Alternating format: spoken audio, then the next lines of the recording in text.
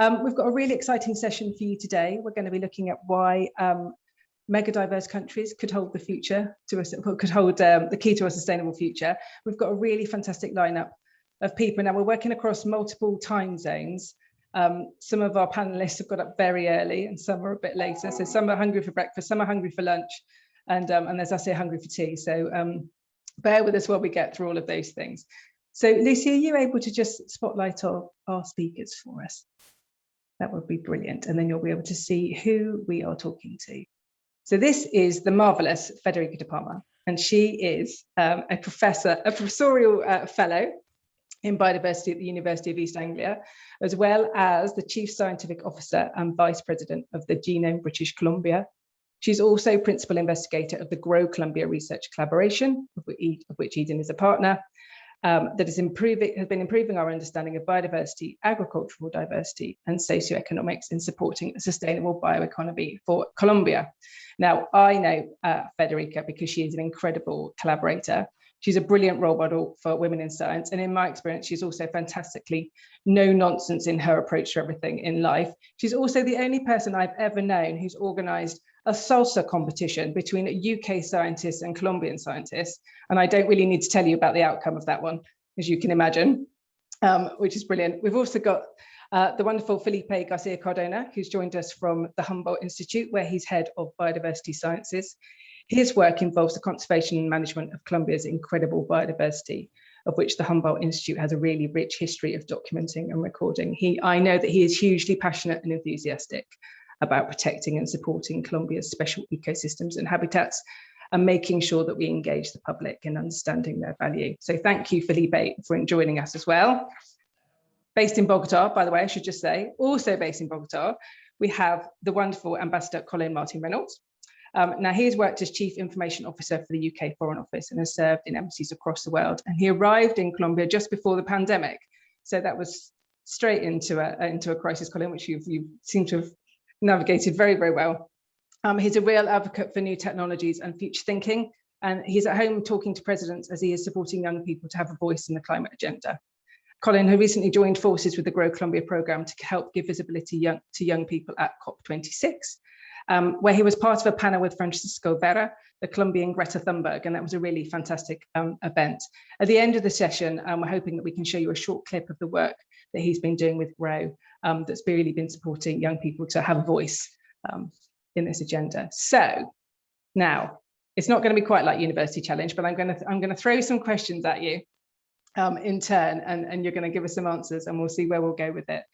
So really, what would be great is for us, and we've got lots of people who've joined this call from Colombia, from further afield, and from the UK. But what I'd really like today, first off, and I'm going to start with Federica, if you don't mind, is as one of the most biodiverse countries on Earth, why is Colombia so important to the rest of the world? Federica, what are your thoughts? Why should we care about Colombia? Thank you, Juliet. Thank you very much. Well, first of all, yes, it is a fantastic country for many, many reasons. I don't think that I could take enough time to say why from a personal and professional point of view, really, but I'll stick to the biodiversity of it. It's a treasure. Biodiversity, it's a natural capital for Colombia. It's heritage. It's an asset. And we now know, because we always known, by the way, but let's say that recent events have put this forward on the agenda, and the political agenda as well. We now know that this is something important for the rest of the world, for all of us. It's a responsibility that we have from more developed Western countries who have done a really good job at destroying our biodiversity, to actually help manage the remaining resources. And Colombia it's an amazing ecosystem. We have Andean cloud forests, we have savannas, we have deserts, we have the ecosystems in one country are just it's unreal. There is a species that we don't even know about about. The species diversity is immense, and I think the country itself, from some time now, I would say since the peace agreement of 2016, is really committed to discovering, characterizing, managing, protecting this biodiversity, but also making it the center for their sustainable bioeconomy and for their social growth. And I think this is key that we do this. We don't only have to help manage these remaining resources that are important for the rest of the world. We actually need to learn from them. We need to learn how to do this. We need to learn how to make peace with nature, because we have learned from COP26 that we are destroying our shelter, our planet, and that we have to really transform the way we interact with it. And now I think that many of developed nations and Western societies can really learn from a megadiverse country like Colombia on how we should transform this relationship with nature. And I'll stop here, or I can go on forever, Juliet. But I think these are my probably my main points to opening up this question. Brilliant. Felipe, what would you like to add to what Federica just said? Oh, I think that Federica is an incredible ambassador of Colombia. I am absolutely sure, and I think that it has been a lot of conversation with Federica about this. And I think that to complement Federica's speech, I think that it's really important to have in the mind that Colombia is 52% of the territorial forest. And our contribution to the NDC is more focused in the deforestation issues. So, and I think that it is clear that we have to work in that component to create conditions to reverse the destroying of the forests of our country. So, and I think that we have a lot of narratives in terms of to create a new narrative in the field, in the territory. And I think that fortunately, Federica knows the territory. Federica had the possibility to work with me in Grow Colombia and in the last project with GCRF in the clusters of bioeconomy to understand the necessities in the field. And I think that Federica knew really well what are the possibilities that we have to build those new narratives about biodiversity in the field. And I think that we have a lot of work to do in it. Brilliant. Thank you, Felipe. I absolutely agree. And Colin, you're in a unique position, I think. You spent a lot of time advocating for both Colombia and the UK. What are your thoughts about why we should care about Colombia? Well, Juliet, thank you so much. And I have to start by saying I feel like I shouldn't really be on this panel with these two amazing actual experts. So, I kind of bow down to their experience and their expertise. I've probably got three things to say. I mean, number one, you said at the start, Colombia is one of the most megadiverse countries in the world. It's the second most biodiverse country in the world. And if you look at actual land mass, it could be argued that it's the most biodiverse country in the world, because Brazil has rather more space to play with.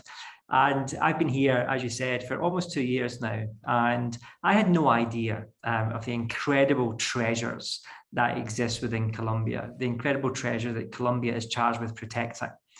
And as Frederica said at the start, we now know more than ever that those treasures are critical for the world, not just for Colombia.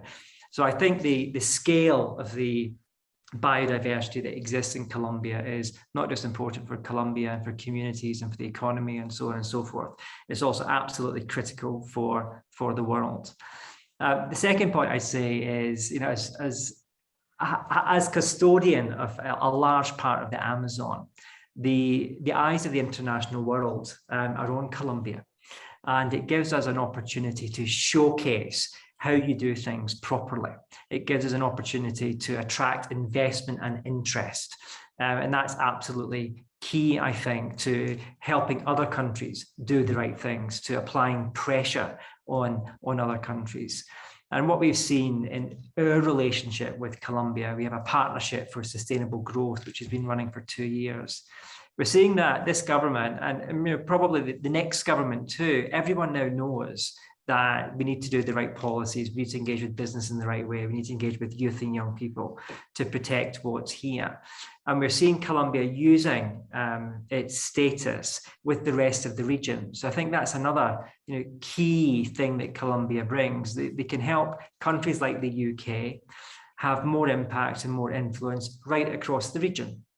And they can help share their experience and their journey. They can help bring together the Amazonian countries in the way they already do through the Leticia Pact, where they're persuading and cajoling and encouraging the region to stand up and to lead the way, and not to wait to be told what to do, but to be actually deciding themselves what's the best way for us in this region to control and to preserve what is here.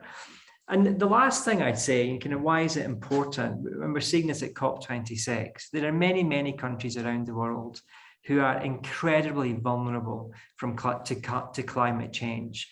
And Colombia too is vulnerable in many senses. So there is a real personal need for the government and for the country to do the right things, to protect their people and their territories. And again, I think there's lots of learning and lessons that then can be amplified and shared much more broadly. Thank you. Thank you, Colin. Federica, did you want to add something to what Colin has just said? Yeah, I just actually wanted to, while Colin was talking, I was also reminded of perhaps another things that we could learn, and another things of why we should help.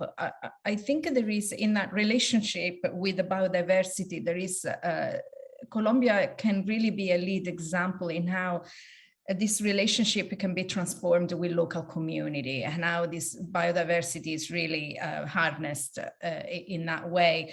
Local community that go from indigenous community to marginalized communities. And I think that, in my opinion, having worked globally now, even in Western economies that have these social issues of late, for instance, Canada, I think Colombia does have a very conscious approach to this, and I think that we can learn from it, and much of this biodiversity and this, and as Felipe said, this way of using it in a new narrative to sustainably use and further the regional bioeconomies. It's really also, if everybody's at the table, including and most importantly these communities, as well as our normal government, non-governmental agency, our academics and our industries. Thanks. Thank you, Federica. When thinking about this point about Colombia being a model for... Oh, Juliet, I saw Colin raising his hand. Oh, sorry, Colin.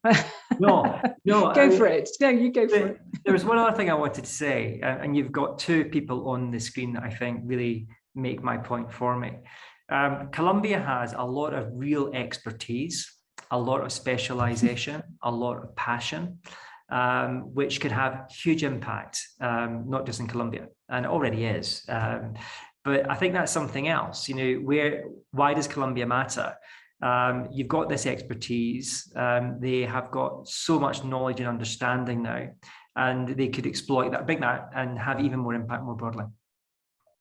Absolutely. I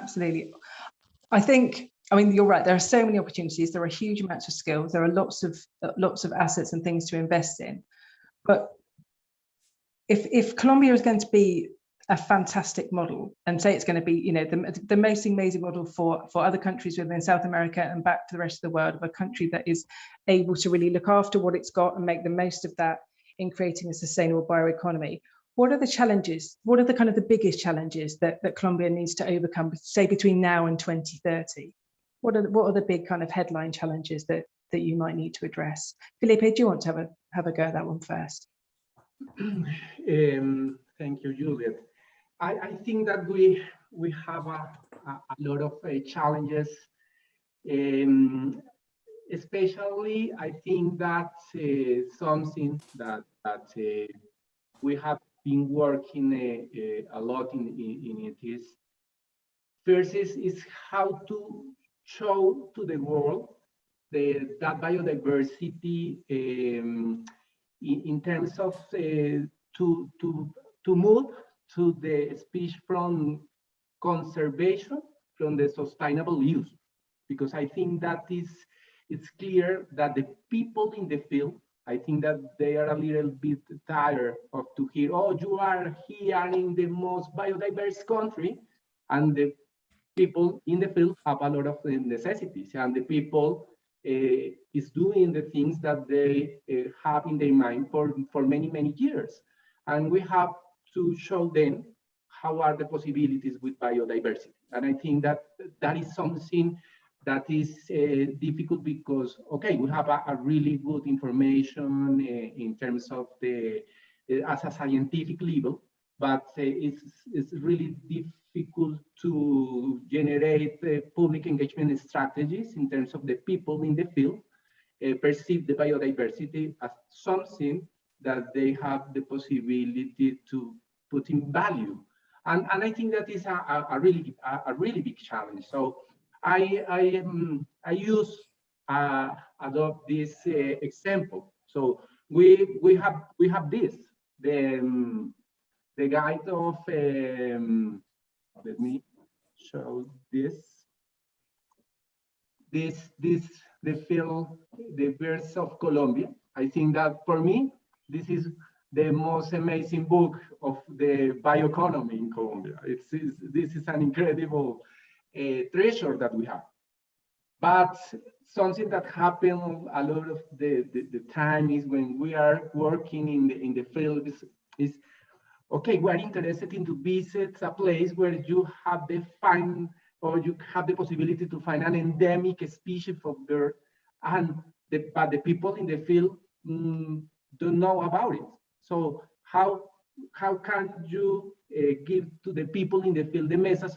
Okay, you are living in one special place because you have endemic species of something really special for them, and how it could be a possibility for them to have a livelihood about it.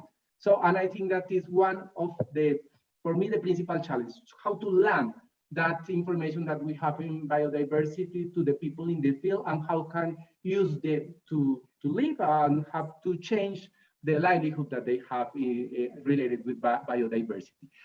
For me, the second challenge is how to create the condition to use that biodiversity in a sustainable way. And that is something that we are working really close with the UK government. And this is, for me, one of the most incredible results that we have in a product that we work with Q, that's for me. And this is really simple. It's a guide to use in a sustainable way natural ingredients. And it's something that for us is an incredible possibility, because the forests of Colombia, we have the non-timber forest products, for instance, that is a great possibility for us to create those new narratives that I mentioned. So, okay, we have the possibility to export a natural ingredient to the UK, and the possibility that we have to do that, have to deal with the barriers in the legal, in the tramits that we have to fulfill, that in Colombia, I think that are really, really hard. We have to work in it. So in that sense, I think that in both barriers, I think that we are really connected with the UK agenda. And I think that we have the possibilities to do many things in the future to 2030. Thank you, Felipe. I think it's also worth us saying that Colombia is #1 in the world for bird biodiversity. There's more bird species in Colombia than anywhere else, which is why, and absolutely important that people who live there can recognise what they have and be able to value that. Federica, what do you think in terms of the challenges that Colombia needs to overcome to make the most of what it's got? Yes, well, I think that Colombia has, there are several challenges, not different in a way from other countries' challenges have in this respect, which at the highest level, I think COP has identified for us, COP26, that we need to do a transformational change at the level of social change, political change, and economic change. And for now, I want to focus a little bit on the financial system and the economic change, which ties in with what Felipe is really trying to say as well. Much of our research of the last few years from the University of East Anglia with our colleagues in Colombia, by the way, most of the team is in Colombia. Our team are Colombian experts because, like Colins said, they have tremendous expertise that we can only dream of. We've been trying to understand if there's a value for this biodiversity, an economic value, and how this value really can contribute to the country's GDP. This is contentious issues, and it's something that needs to change and something we need to look at it differently because there are a lot of benefits from nature, ecosystem services, ecotourism. We've been touching upon this with what Felipe has said, but it's really important that we also change the financial system associated with many of our practices, or we won't be able to really make the necessary shift.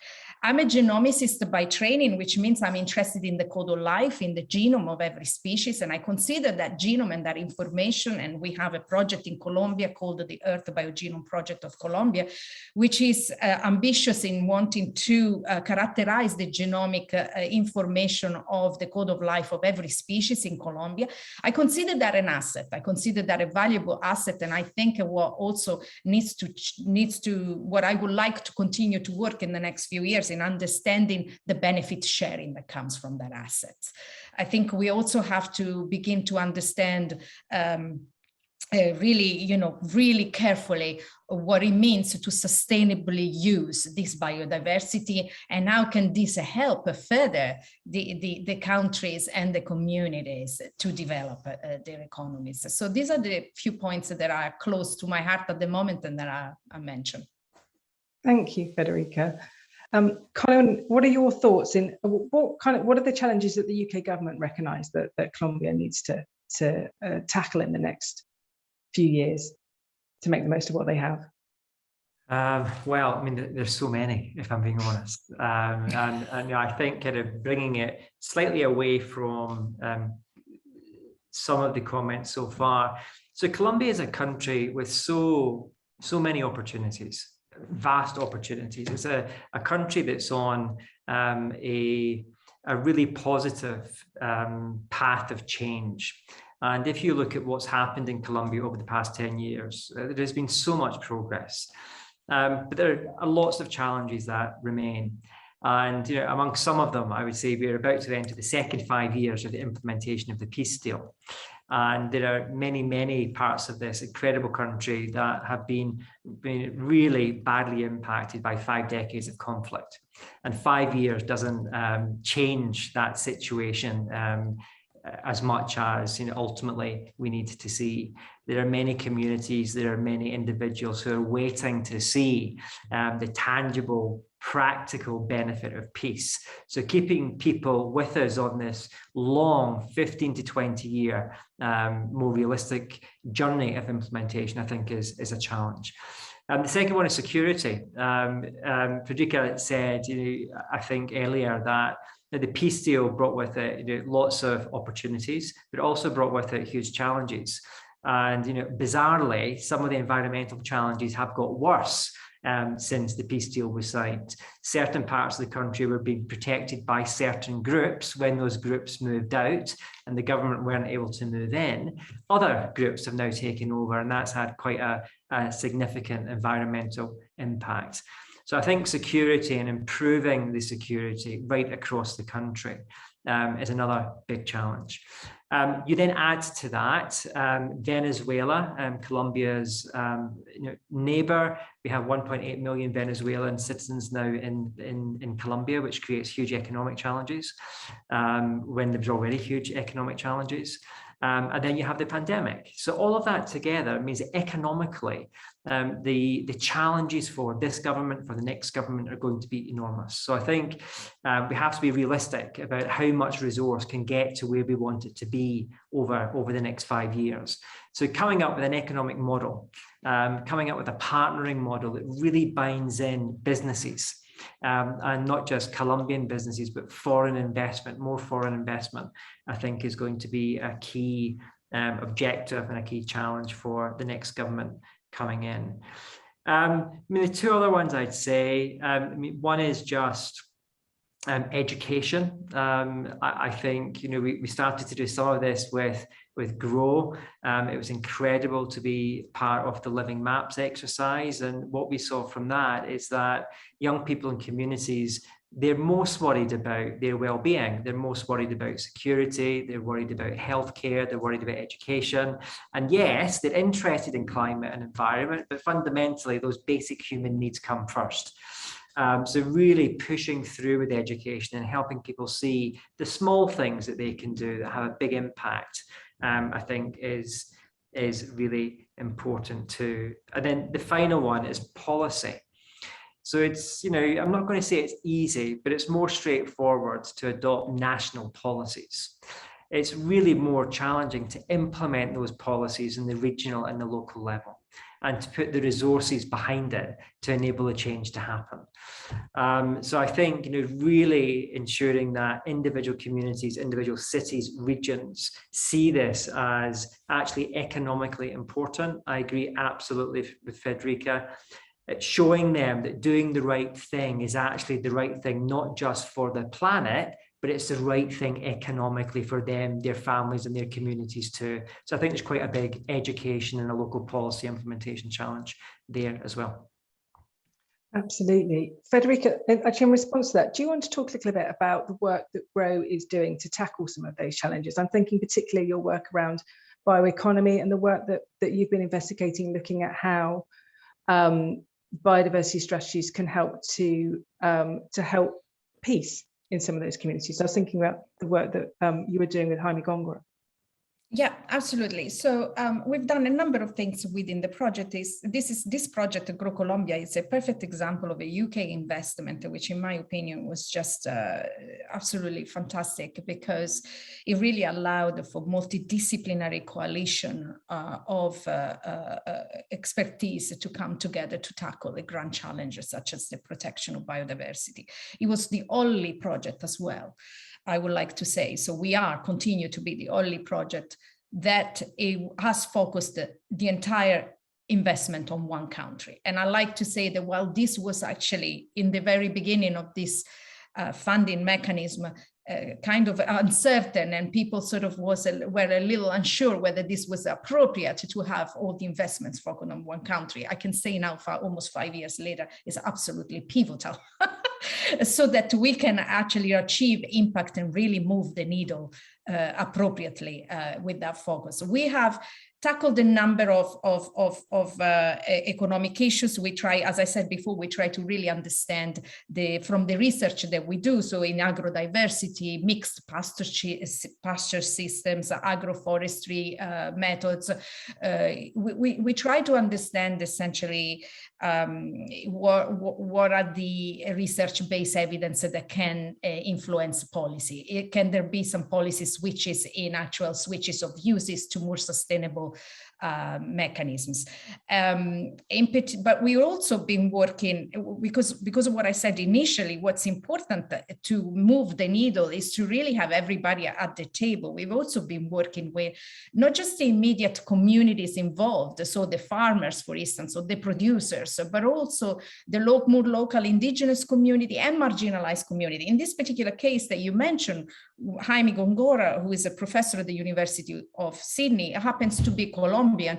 He has worked with us on, and with an enormous amount of other partners, because this work cannot be done alone. And this is pretty much the lesson from everything that we do. There is no single entity here that can take the credit for anything that we have done. With many, many colleagues, including Felipe and including the embassy Colins team, we've been able to put together this representation from almost all of the ex-combatant community communities, isolated communities, and train them as a citizen science exercise. And I say trained, and this is in quotes because it's kind of embarrassing to say that. We don't need to train them. These people are super knowledgeable about the territories, by the way, but we have been trying to sort of focus their knowledge towards an understanding of the territory, for protection of the territory, for collecting the biodiversity, for understanding it, and so that they can become actually local guardians of these territories. So a kind of a shift really in interacting with those territories. And it's been an incredibly successful program, very hard. It has taken 2 years just to get to a first meeting. And then from there, we were able to proceed much more productively and faster. But this work is pivotal. It takes time. And it's extremely important. We have seen impact now. We started this 4 years ago, 4.5 years ago. We've seen tremendous impact already after 4 years. And my wish is I'm a little concerned, not just for the UK, but for every funding agency across the globe. My wish is that with these, obviously, things that have happened with the pandemic and the enormous economical strains of the pandemic, my wish is that we don't lose sight on the gains, because I hear, and I work also now for Canada government, I hear a lot of short-term impact. I need governments politically, they need to demonstrate short-term impacts, and that's all fine. We can have short-term impacts, but really we can't be short-sighted and just shift to this. We must maintain our sight on the long-term impacts and on the and the example is Colombia. The example is the work we have done with this community. If we end this now, we will not really leverage on all the work that we've done, and we will not reach the maximum impact. And that's important. We are here to, these challenges are for the long term. We can't solve them within a 12 months, 18 months timeline. Thanks. Yes, and Juliette, you've been a great collaborator as well. We've done a lot of work with also underrepresented children. I think Colin has a fantastic point here. Education, it's education all around. I've seen some of the chat questions. What can people do to help? People can educate themselves. That's number one. Thank you, Federica. Actually, I think if anyone's interested, that piece of work that effectively is taking fighters into facilitators around science and creating new livelihoods for people is a really interesting piece of work. So do have a look on the GROW website and follow that one up. I'm just going to, because we're at the end of, we're coming to the end of the bit where I'm throwing questions at you, and we're going to get some questions from the floor. But my last question to you is that we're at the end of COP26. And we're going to be looking forward to COP15. And how do you think we can use these mechanisms, these UN Conference of the Party mechanisms, to really help drive positive change in megadiverse countries? And Colin, do you want to tackle that one? And then maybe followed by Felipe. Sure, thank you very much. I think we've already seen that these big conferences, on the surface, they can feel like, well, why do they matter? And they feel so separate and apart from all of us as kind of ordinary citizens. But COP26 has really driven, here in Colombia, a huge amount of progress in a much faster timeline. To announce lots of new policies and commitments throughout this year, including the new NDC, including the commitments around deforestation, and so on and so forth. So I think already we've seen COP, and I'm sure COP15 as well, driving policy. And you have to start with policy, which I think has been great. The other thing we've seen, just from a UK perspective, we saw a fantastic, exciting announcement about the Eden project coming to Colombia. That would not have happened on this timeline had it not been for COP26, because we saw an opportunity, all of us, and we exploited it, and that will bring huge economic benefit to an area in Colombia that really needs it badly. It will put Colombia on the map in a way that it hasn't been before. It will help us change perceptions, which is critical if we're going to attract more visitors and more investment. We announced £300 million for Amazon countries in Glasgow last week to help deliver those new commitments around stopping deforestation. Germany, Norway, the UK announced more investment. We saw Colombia, Panama, Ecuador announcing a huge new, really globally important marine protection scheme. So I think already we're seeing that from a public policy, a government policy, from a changing perceptions, huge benefit through COP26. I think the other thing I would say is about education. You know, for me, this has not only been about government to government and the really important but somewhat dull for many people negotiations happening in Glasgow. This has been an opportunity to open people's eyes, to engage with businesses, to force businesses to start looking at their processes, to give their consumers new commitments about what they're going to do to change. Absolutely critical. And it's allowed us to start engaging with young people in a way that we haven't before. And as we've said already a couple of times on this, it's the young people who will make this happen. It's the young people who have most to lose. And I think we're already seeing that young people in Colombia, as well as elsewhere, are becoming more and more informed. They know the changes that they want to see, and they're ready to stand up and do their part. So I think we just need to build on this. It would be a catastrophe if we get to, I'm assuming, midnight on Sunday night, we get a piece of paper coming out of Glasgow, and that's where it stops. This has to be the start. And we need to build on the momentum. We need to help Colombia come up with detailed implementation plans that help deliver the commitments that they've made. We have to make this real, and we have to make it real for individuals and individual communities. Brilliant. Thank you, Colin. Felipe, did you want to add anything to your hopes from what COP might deliver for you as a country? Yeah. Yes, I saw it with some good expectation that commitment to end deforestation by 2030. So, and I think that it's a big and a huge challenge for us. So, and I think that fortunately the spot in Colombia is focused in that vision. I think that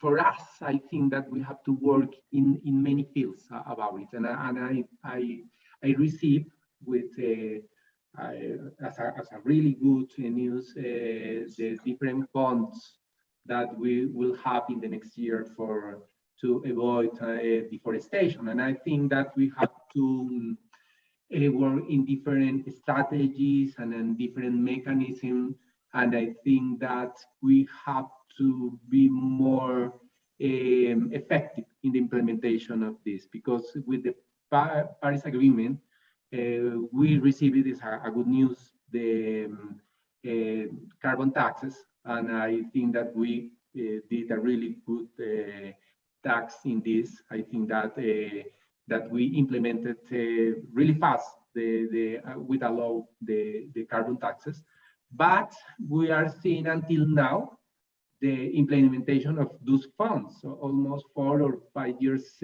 later. So, and I think that unfortunately, as I said, the bureaucracy in Colombia is really high. I think that is something that affects us in terms of to be really opportunistic in terms of to work in the problem of deforestation.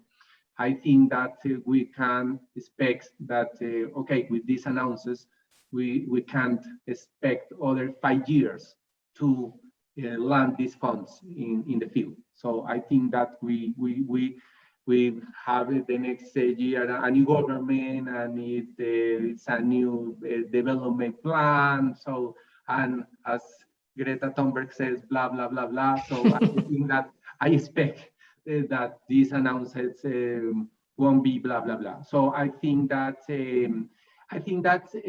something that we can do in the short term. So Federica is saying, I think that we have the possibility to work with the market. I have, in my opinion, the market is really important. For that reason, I am working so hard with the non-timber forest products, because non-timber forest products create a new narrative for forests. So forest, as I said, is perceived as a passive, something that we have to finance, but we can't use. The non-timber forest product is a possibility to use in a sustainable way the forest. And we have the possibility to connect new value change, cosmetic, food, dietary supplements, phytotherapeutic, a lot of value chain that we have the possibility to connect with a sustainable use with the forest. And in Humboldt, something that I am working really hard is into researching a new value change with the non-timber forest products. So, and we have to work in not only in the technical issues, but also in the legal issues to exploit in a sustainable ways that, and we have to strengthen the capabilities of the people in the field and in the regions. That is something that we are doing with the project that we have with Partnerships for Forests. That project is, I love that project. Partnership for Forests for me is incredible, but it permits us to launch a new decree that permits us to use in a sustainable way the forest, something that the government has had in this for almost 40 years. It says we have the possibility to come with a law, with a decree now that permit to the companies and the association in the field to use in a sustainable way the forest. We have to strengthen the capabilities of our environmental authorities that in order to have a new narrative for one hand. And in the other hand, I insist the scientific tourism, the ecotourism, the possibility that we have, that the people in the field, something that for them are really, really easy is to have resources related with scientific tourism, because the people are interested to visit the region for that. And I think that this is a really good task to have results in the short term, Juliet. And I think that with market, for me, market is that possibility. The other funds, I think that it will take time now in the Colombian bureaucracy. I think you're right, Felipe. I think, you know, we're not short on ideas, we're not short on investment opportunities, we're not short on solutions. Actually, what we need is the investment in the right place, and we need it fast, I think is what you're saying. There's no time to hang around. Federica, you know, I would love to see you in a room with world leaders. I think that would be a very interesting thing. There would be no messing around. So is there anything about COP, about what you would like to see from COP if we threw you in that room with the world leaders at the beginning? What would you like to see pop out at the other end? I think that I want to be more positive and you know, more positive than the blah blah blah. And I would like to you know, I think things were achieved, and I think commitments were made, and I think it's definitely and particularly for Colombia, by the way, this was a success in my opinion, absolute success. So very positive about the outcome. In terms of COP26 in general, I think we have to be somewhat conscious of the fact that we are making commitments we're making commitments in an uncoordinated way amongst the countries, that we are making prediction based on the sums of these commitments and pledges. And we're still not quite going to meet those targets, even if we sum everything up. And then there's the risk that some of this is not properly, you know, each country has to make a pledge or a commitment based on their own rules and regulation. And this is an issue. And that's what I mean by coordination. And there are some coalition of the parties, we've seen them between 1 or 2 countries. I think I'm hoping for a shift, really. We've been saying this now for a while about a shift in the narrative and a shift in the approach, and I'm actually looking for some evidence of that. I am pleased with the outcome. The devil is in the details of the implementation of this, and I think that I like to see. Yes, I'm hoping to see some real changes there. Frankly, understanding, of course, that this is a very difficult time. We are still in the middle of a pandemic, and I understand that this is a difficult times. But if anything, this pandemic has taught us is that we need to stop playing catch up, and we have an opportunity here to, for once, act before it's too late. So that would be what I have to say. Brilliant, thank you. I'm just going to throw open to my colleague Saskia, who's been monitoring our chat box for us.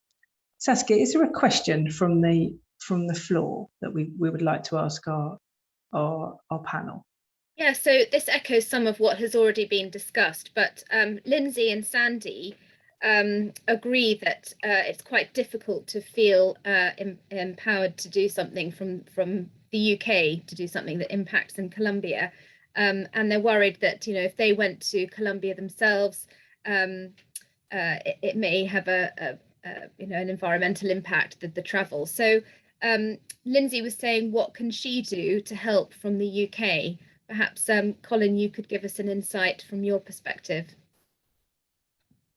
Well, great question. And Lindsay, and I think it was Sandy, thank you for taking part in this. And it's great to see your enthusiasm to come to Colombia, to get to know Colombia, but also to support our work while based back in the UK. Look, I think there's so many things. I mean, one, you can help us change people's perceptions of this amazing place. Too often people talk about popular Netflix programs, and that's their vision of Colombia. And I'm sorry, I'm not sorry, I'm delighted to say that that could not be further from the reality of today. Secondly, you can, when you're pushing your trolley around the supermarket, you can buy the right products, and you can look for products that come from sustainable sources here in Colombia and support the agricultural community here. And yes, of course, getting on a plane, you're going to create a whole bunch of emissions, but you can offset those emissions. Coming here and seeing it for yourself and falling in love with Colombia, seeing the opportunities and taking that back to the UK. I mean, that is an amazing thing that you can do. Come out, visit one of these new, there's masses of them, ecotourism locations. Support those local communities who used to do the bad stuff, but are now doing the good stuff. And they need more of us to bring our tourism pounds and dollars. And then again, go back and tell people what is here. Felipe held up his bird book. Well, there's a project to try and produce a butterfly book. There's more butterflies in Colombia than anywhere else. There's probably also someone trying to do a hummingbird book, more species of hummingbirds. There is just so many amazing things here in a relatively small space. So I think, one, get on the Google and understand more that's here. Two, get into your supermarket and buy the right products. Three, save up, come over and see for yourself. Support local communities and businesses. And four, take all of that knowledge back to the UK and show your passion and get more people interested too. Thank you. Thank you, Colin. We've also had a question about environmental regulation. I was thinking maybe Felipe might be a good person to answer this. So the question is more environmental regulation necessary for maintaining biodiversity? No, I think that we have enough laws and decrees and resolutions in terms of to protect biodiversity in a different levels, at a project level, in the regions, at a national level. I think that Colombia is a country that has the possibility to show to the world a really strong environmental system of law and regulation. So We have the national environmental system is a system that was created in 1993. So we have almost 30 years of implementation of that system. And I think that, okay, some people criticize some ways of that system, but I think that something that was the principles of that system was as a principle of precaution, and I think that create a lot of regulations about the use of biodiversity. You know that Colombia is signatory of the CDB, so and we are implementing the CDB. Actually, we haven't signed the Nagoya Protocol. We are in that process to sign the Nagoya Protocol, and I think that is something that we are working really hard for many years to sign the Nagoya Protocol. That you know that this is really important, and I think that our environmental system has a really good combination of institutions, environmental authorities, the Ministry of Environment, the Research Institute as Humboldt Institute, and a lot of the people are working in the field.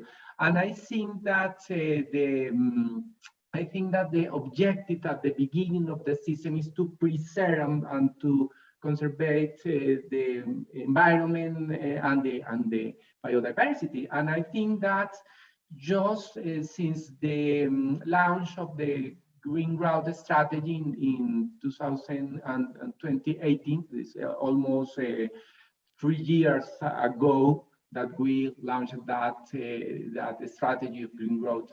I think that the narrative to the biodiversity of the environment changed a little bit, because I think that we have the bioeconomy strategy. It's something new. A bioeconomy strategy, I think that for me is one of the most important achievements in the system, is that we have in this moment an umbrella to the use of the biodiversity and biological resources. So, and I think that we are step by step doing things to strengthen the capabilities of that system that I mentioned, to use this as a sustainable use, the biodiversity and the natural resources. So, but the task is really, really hard, because we have to change that narrative that is huge. And I think that we have to encourage the different stakeholders in the territory that we have the possibility to live from the biodiversity and the environment, because we in Colombia, we are in this moment, our principal source of incomes is related with oil and mining, and we maintain that. So we have to change, we have to create that new narrative that we have the possibility with a bioeconomy strategy to live, that we have the possibility to live of our biological resources and biodiversity. Thank you, Felipe. I know that we're hurtling towards 5 o'clock in the UK time and midday in Colombia. So, and I know that we all want to show the video at the end of this session, but actually this last question really ties into the theme of that Humming for Change video. And this is from Gemma. What are the plans for educating young people? And I wonder maybe if Juliet could say something about the environmental education that has taken place as part of Grow Colombia, and then we can sort of maybe move towards showing that video. Thanks, Saskia, and thank you to our panel as well. I hope I will answer the question. I just want to say that I hope we've sown a seed with the people on this call that Colombia has a lot to offer. So we've only just touched on a few of the things. It's not just birds and butterflies and orchids and frogs, you name it. They're number one in lots of things. So I hope we've intrigued you with the idea of the place. In terms of the education strategies, I think As I said, Federica's always been very keen on collaborating. We've tried really hard to collaborate with local educational organisations. We decided early on to get involved in a campaign called Outdoor Classroom Day, which is something that also happens here in the UK. It's actually also incredibly popular in Colombia. And so, you know, going with it, make the most of what's already there, look for what's there rather than what's not. We've worked with education organisations there and created resources and activities and workshops that use the science within the country, but also use the species that are within the country to inspire young children in the country. So I think we've been told, actually, I think Felipe, by your colleagues as well in Humboldt, that a lot of the children in Colombia are taught a lot about animals in other places and less about what they've got on their own doorstep. And so I think it's really important that we filter through with as many local examples as possible what exactly is there. So we've done loads of work through Outdoor Classroom Day. We reached about 30,000 young people that way, and then we've continued to create collaborations with other public engagement organisations to continue to support. Well, during the pandemic, we were producing resources and ideas for people to do at home. So that's all been really, really worthwhile, and it's also been a lot of fun. So yeah, thank you for that, Saskia. And that all led to our Living for Change. I've got it all mixed up. Our Living Maps Humming for Change campaign, which we did in collaboration with the British Embassy, which we are going to show you a short clip to lead you out. But I just want to say thank you so much to everybody. You've been brilliant, and I hope that you have inspired you to have a look at this wonderful country and have a little look at our video. So Lucy, would you mind playing us out? I'm going to wave to our lovely panelists. Thank you very much. And if Lucy can start our video, have a little sneak peek, and you can always follow up on the website and follow this film through to the end. Lucy, you all right to start?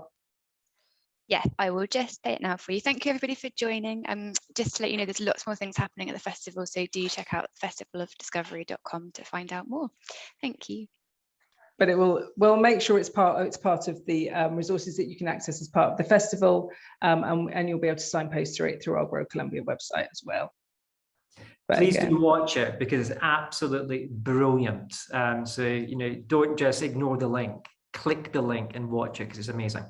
But thank you so much, Juliet, and thank you to Felipe and Federica for allowing me to join this wonderful panel. Thank you so much. Thank you. Thank you.